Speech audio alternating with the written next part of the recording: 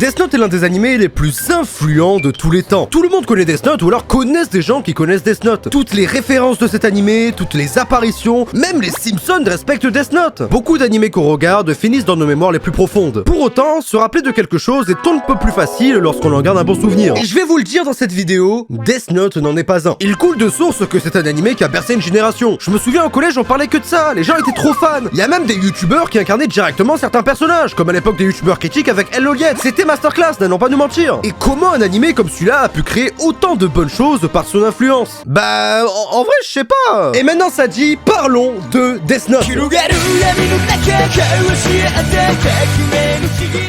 Le premier épisode commence sur ce plan. Un monde désaturé, dégueu, sombre. Oh non, oh mais nous sommes en Italie!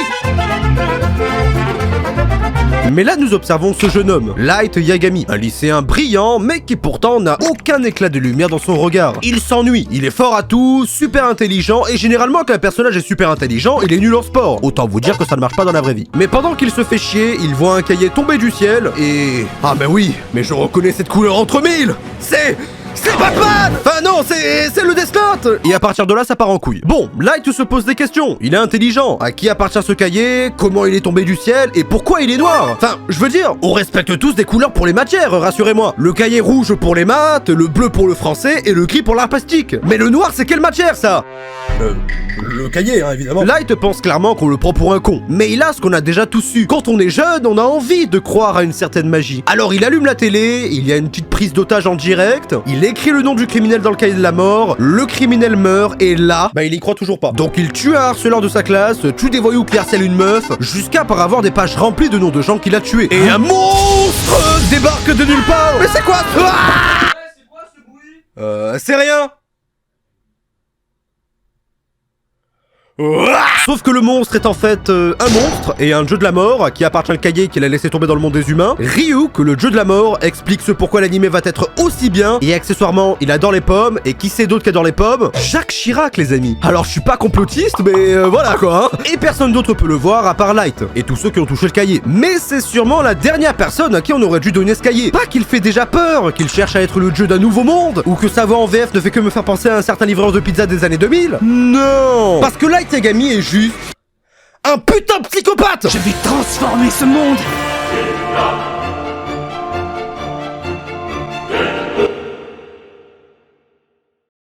Sauf qu'en en tuant autant, le monde se rend compte de l'existence de Light. Donc il crée un personnage nommé Kira. Kira sera donc le nouveau messie de l'humanité, le nouveau dieu qui va instaurer une ère de paix dans le monde. Mais très vite, un certain L, membre de la police secrète du Japon qui se charge de l'affaire Kira, arrive pour faire barrage à Light et essayer à tout prix de l'attraper. Non, non, pas comme ça, c'est dégueu. Nous suivrons donc Light perpétuer le rôle de Kira et tuer plein de criminels, avoir une vie à côté, aller à l'école peinard, et elle qui va essayer de démasquer Kira, avoir des preuves et enfin le juger devant un tribunal et rendre justice. Le but de la série est simple. Si nous attrapons Kira, il est diabolique, s'il réussit, il sera justice. Et la dualité entre ces deux-là va créer tout le tumulte du scénario incroyable qui va défiler devant nos yeux. Parce que Death Note, c'est pas que ça. Death Note, c'est de la stratégie, des moments stylés, de la réflexion superposée de musique incroyable qui fait qu'on gobe tout ce qu'on nous dit, de la logique implacable et cruelle. Quand vous regardez ce genre de bons animés, en fait, on a limite envie d'oublier qu'on en regarde un. Quand le personnage se met subitement à faire un truc pas logique, que le fanservice vous saute à la gueule sans vous prévenir, vous vous rappelez... Ah, ouais, quelqu'un a écrit ce truc, c'est vrai. C'est assez répandu que la plupart des animés essaient de garder le plus d'immersion possible, sans jamais vraiment y arriver. Alors quand une série vous plonge dans son univers, vous fait vous soucier de ses personnages et de ce qu'ils vont devenir, c'est quelque chose de spécial quand même. Et même dans la romance du truc. C'est vrai que si je voulais rencontrer Kira, c'était pour le remercier, parce que j'ai les mêmes idées que lui, mais... Toi, je t'ai aimé à la seconde où je t'ai aperçu. Qu'est-ce que c'est que cette greluche? Vrai homme ne respecte pas les blondes. Vrai homme extermine les criminels. Mais aussi les joueurs de Genshin Impact et Osu. Comment les personnages avancent malgré toutes ces contraintes? La série respire grâce à ça. Il y a la police mondiale, le FBI, les meurtres de Kira peuvent être retracés selon une logique. La façon que vous avez de voir ces personnages est la parfaite façon de les voir. Les lycéens sont tous normaux comme ça d'apparence, mais peuvent penser des dingueries aussi. La vie personnelle des gens cache bien des méfaits, ou des bienfaits jamais jamais récompensé quand tu rentres chez toi. Ce réalisme est important quand tu vois comment les personnages se comportent dans Death Note. Tu réalises ce qui manque à la plupart des animés que tu regardes. De la putain de logique! Et de bons personnages, hein, peut-être. L'animé exploite parfaitement bien lui-même les limites de son concept, notamment grâce à toutes ces différentes règles du Death Note qui permettent de répondre à la plupart de nos interrogations. Mais étant un psychopathe qui pense un peu trop, je me demande. Par exemple, comment il fait s'il atteint la fin du cahier? À force d'écrire et d'arracher des pages, au bout d'un moment, il y a plus rien normalement. Et si, pendant le temps d'une mort planifiée, le gars va à la mairie changer de nom et prénom parce que je sais pas, je m'identifie plus en Johanna que John et je boycotte Hogwarts Legacy? Je me pose sérieusement la question, vous savez. Au début, tu regardes Light bâtir son monde et juste combattre tous ceux qui l'en empêchent. Alors quand tu vois un agent du FBI le suivre, t'as juste envie de rapidement le tuer. La deuxième fois, tu réalises qu'il n'hésite pas à révéler son identité secrète pour sauver des jeunes d'abus tenus en otage. La troisième fois, tu vois qu'il a une femme aimante qui attend son retour chaque soir. La quatrième fois, il se fait piéger par Light. Alors devenu un vrai personnage, il meurt. Et nous avons de la peine alors que nous savions très bien à quoi s'en tenir. Et ce genre de scènes sont uniquement possibles quand le décor, la mise en scène, la musique et l'histoire sont en symbiose pour te faire passer un message. Les moments importants de cette série sont crus et délavés au point de nous frapper pour nous demander ce qu'on en pense au final. Oui, le contraste de la saturation avec les cheveux rouges et bleus, c'est très stylé, mais qu'est-ce qu'on en pense? Et ça, c'est la note la plus importante dans cette histoire. Qu'est-ce que nous, spectateurs, pensons de tout ça? Les problèmes deviennent de plus en plus profonds alors que Light devient le parfait opposé de ce que son entourage pense de lui. Quelles seront leurs réactions quand ils vont l'apprendre? Est-ce qu'ils vont déjà l'apprendre? Ainsi, tous les personnages évoluent, leur perception de la morale se mue en quelque chose de moins persuadé, le monde commence à changer, à vouer un culte à Kira, et j'ai envie de dire que oui, malgré le monde avancé dans lequel on est, c'est quelque chose qui serait probablement arrivé, y a aucun doute. Et dans cette machination, les regards, les pauses dans les dialogues sont les plus importantes à regarder. C'est l'occasion de tromper, de falsifier. Pourquoi Light a un si grand sourire? Qu'est-ce que tu caches sous ton sourire? Pourquoi elle le regarde aussi intensément? C'est comme s'il le soupçonnait déjà, et ça tu peux le savoir rien qu'en le regardant, en regardant ses mimiques. Ouais. Qu'est-ce que tu fais là? Ah non, rien. T'es vu sourire? Non, mais non. Ah, si, je t'ai vu Non, sourire, mais non, Ah, bah, si, je t'ai vu non, sourire, mais si, non, je t'ai vu sourire. Tout est grand, tout est beau, tout est bien réalisé. L'intrigue avance toujours de sorte à nous donner envie de lancer le prochain épisode. Et il y a ces scènes incroyables qui aujourd'hui sont devenues des classiques que tout le monde connaît. Des moments dont on se souvient, Kira qui rigole, elle qui dit normal qu'il est elle. Ces musiques, mais juste ces musiques. SNK, Fire Force, Maggie sont toutes des œuvres qui combinent de bons personnages avec une intrigue effilochée et méticuleusement dosée pour passer d'un bon moyen de passer le temps à une véritable masterclass. Et je pense sincèrement que Death Note fait partie de ces cas-là. La justice de Kira sera toujours le centre des interrogations et de sa poursuite. Il rend la société meilleure, mais ce qui est moche, c'est ce que ça enlève aux gens qui l'utilisent et à son entourage. Le pouvoir a un prix. On te montre dès le début une famille souriante, une petite sœur toute gentille, un père de famille qui fait tout pour elle, une femme et une mère aimantes. Quand tu regardes ça, tu sais, tu t'attends déjà à ce que tout ça disparaisse à la fin de la série. Mais pourtant, la série le garde comme un otage. Un otage émotionnel pour nous et une étape cruciale dans la mission de Kira. Sera-t-il capable de tuer sa famille pour accomplir son utopie? En rappelant que son père est officier de police qui mène l'enquête sur Kira. Et tous les soirs, Light doit lui raconter v'là les mensonges comme Pinocchio.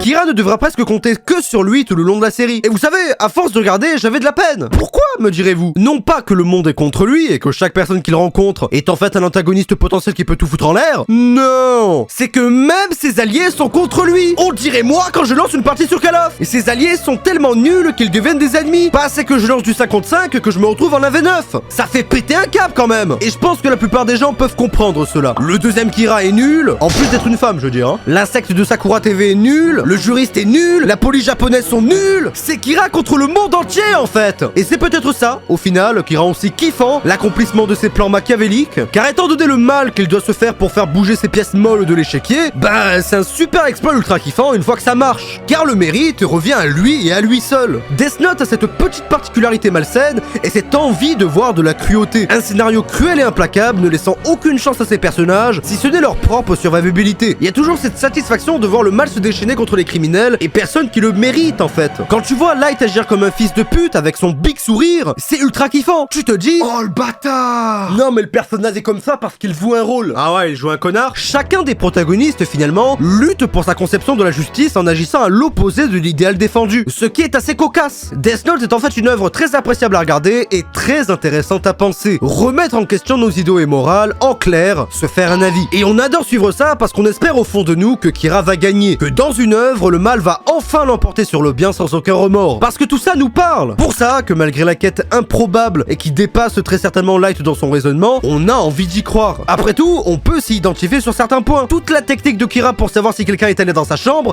est la même que moi j'utilise au quotidien.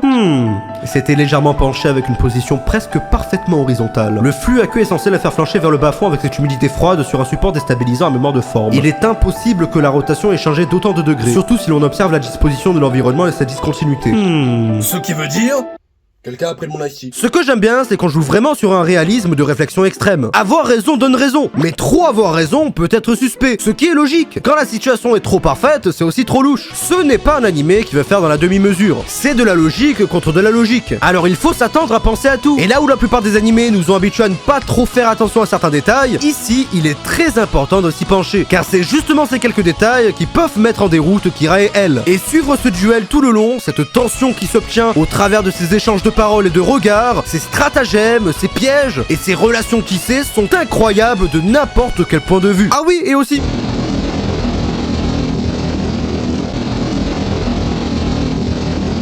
J'adore aussi parce qu'il y a cette espèce de respect pour l'adversaire qui est énorme. Une bataille intellectuelle livrée avec tellement de passion et de cœur qu'au final, tu ne peux que admirer ton ennemi et le respecter. Et pour moi, c'est une forme d'honneur, et j'aime l'honneur. Sauf sur For Honor où je joue comme une petite salope. Death Note est incroyable, mais ça je pense que vous le savez déjà. Car le vrai problème que j'ai avec Death Note, c'est... Quand j'ai commencé Death Note, tout de suite mes collègues m'ont dit... Ah non, par contre, je te préviens, à la fin, ça se barre en couille. Et oui, je confirme que ça part bien en couille. Alors, je comprends que la fin se compose d'un arc rédemption de Light qui joue pour une fois sa famille et qui montre enfin du ressenti vis-à-vis de sa situation, mais il n'y en avait pas besoin. Pourquoi toujours cette envie de nous faire compatir pour un enculé? Attention les amis, c'est un enculé, mais il n'a pas tué sa sœur. Ah ah! Vous pensez qu'Hitler a eu un arc rédemption lui? Non. Et Nier est l'un des problèmes de cette fin. C'est une suite d'antagonistes uniquement là pour remplacer elle. Donc il lui ressemble en tout point, il est juste un peu plus intelligent, mais avec zéro flow. Soyons honnêtes, le personnage dégage rien. On dirait un fils de pute d'albinos de 12 ans et rien de plus. Mais si les nouveaux adversaires de Kira gagnent sur lui, est-ce grâce à leur intelligence, leur stratagème ou leur déduction? Non! C'est grâce à la thune! La thune, oui! Comment voulez-vous combattre un milliardaire dans un monde gouverné par l'argent? Alors viens là que j'ai une base secrète en Égypte, des agents partout, des avions, des hélicos, des missiles non traçables par le FBI et une pluie d'argent littéralement qui occupe la foule venue les tuer. Mais laissez-moi péter un câble. Donc avec tout ça, Nier semble bel et bien une excuse pour prolonger le scénario, car tout ce qui permet de contrecarrer Kira sont justement des éléments non combattables. Genre là, quand tu regardes, c'est le scénario que tu vois Kira combattre. C'est sa propre fatalité. Pas Nier ou l'autre là. Et encore moins cet autre bouffon avec son chocolat. Bon après il y a des Lego, donc on pardonne. Aussi, ce pathétique Light de la fin, pour le coup, est vraiment pas mal. Nous réalisons que le personnage qui s'est pris pour un dieu a lui-même connu un destin funeste, descendu au rang de simple mortel, heurté par la raison de sa défaite. Light devient ce que nous avions tous peur qu'il soit en réalité, un enfant. Un jeune adulte qui a voulu porter sur lui les problèmes du monde. Bien que la fatalité se sent un peu forcée par le scénario qui devait bien finir l'histoire par la mort de Light, de Kira, c'était quand même une fin correcte pour lui, qui avait du sens, mais plus qu'insatisfaisante pour un fan ayant longtemps suivi les aventures de Light et de la pertinence du monde à vouloir être logique, mais qui pourtant finit sur Kira perdre à cause de petites erreurs de gens qui n'ont jamais fauté. Hop hop hop, attention attention, je rajoute ça là maintenant, mais soyons d'accord. Je n'aime pas la fin de Death Note, mais ce n'est pas pour autant que je ne la trouve pas logique. Elle fait sens. Je n'aime pas la fin de l'animé, mais j'apprécie la fin de Light, bien qu'on la sent un peu forcée. Enfin genre, j'ai compris tous les messages qu'on voulait me faire passer, mais pour autant, j'ai pas aimé. Tu sais, c'est comme quand tu dis que t'aimes pas SNK, que les gens utilisent non mais t'as pas compris l'histoire en fait. Bon, regardons quand même les avis sur Crunchyroll. Après tout, ça ne peut pas être pire que tout ce qu'on a déjà lu. C'est moi, wesh. Non, Kintaro, tu n'es pas Light Yagami. Je suis désolé. Salut, je m'appelle Jack. Mais qu'est-ce que j'en ai à foutre, Jack? T'es sûr que tu t'appelles Jack? Mais on s'en fout, putain. Qu'est-ce qu'ils ont tous avec ça? Laissez tomber, on regarde plus d'avis. Bref, en gros, je suis moi-même un peu deg de la fin, mais je dois dire que l'aventure qui m'a mené jusqu'ici valait le coup. Alors, je ne regrette rien. Je vous recommande grandement de voir Death Note. Si on dit que c'est un classique, croyez-moi que ce n'est pas pour rien. Bon, je vais être honnête avec vous, je l'ai regardé il y a pas si longtemps, parce que c'est l'un des classiques que je n'avais jamais regardé avant. Voilà, il y a pas de mal à admettre ses erreurs. Comme on dit, mieux vaut tard que jamais. Il est youtubeur manga animé ce type, hein, quand même. Bref, si la vidéo vous a plu, n'hésitez pas à aller voir celle-là, parce que, bah, elle est très bien aussi, pourquoi pas. Car sur ce, c'était tout pour cette vidéo, j'espère qu'elle vous aura plu et qu'elle vous aura aidé. Je vais speedrun un peu. N'hésitez pas à vous abonner, liker, partager, ça ferait vraiment super plaisir. Quant à moi, je vous dis à la prochaine vidéo. Ciao, bye.